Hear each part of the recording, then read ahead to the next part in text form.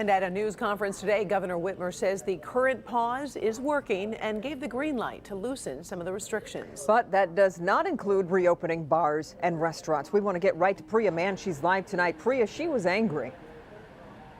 Yeah, Kim, Karen, you know, the governor has held about 80 of these press conferences since the pandemic began. This was the first time that she was visibly upset. The governor, like so many across Metro Detroit, mourning the loss of Sheriff Napoleon, who died of COVID-19 last night.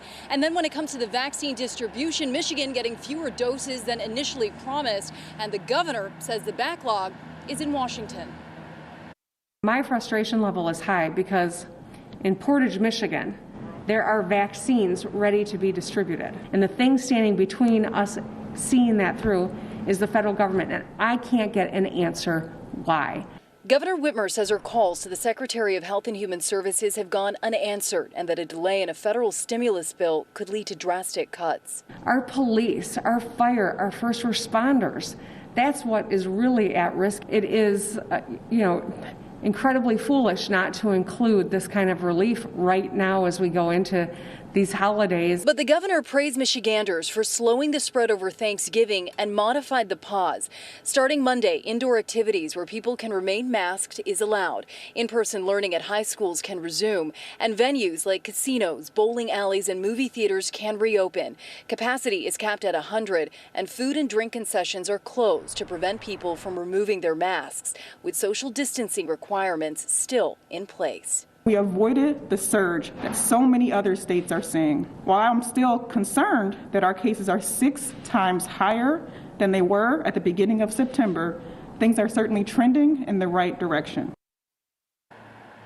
Now, cases across the state have been declining for 27 days. Hospital capacity and the positivity rate have also been declining. Having said that, bars and restaurants can't reopen because the governor says people obviously have to remove their mask in order to eat or drink. Now, the Michigan Republican Party did respond in a statement saying, "I condemn Governor Whitmer's decision to keep many small businesses closed and hope she reverses this course of action so that Michigan families can have financial stability this holiday season." The governor saying she hopes the legislature will work with her to pass a $100 million bill aimed at helping small business owners. Reporting live tonight, I'm Priya Mann, Local 4. Yeah, and Priya, we just learned that football, girls volleyball, girls swimming and diving are all going to resume here. Do you know how they plan to do that safely?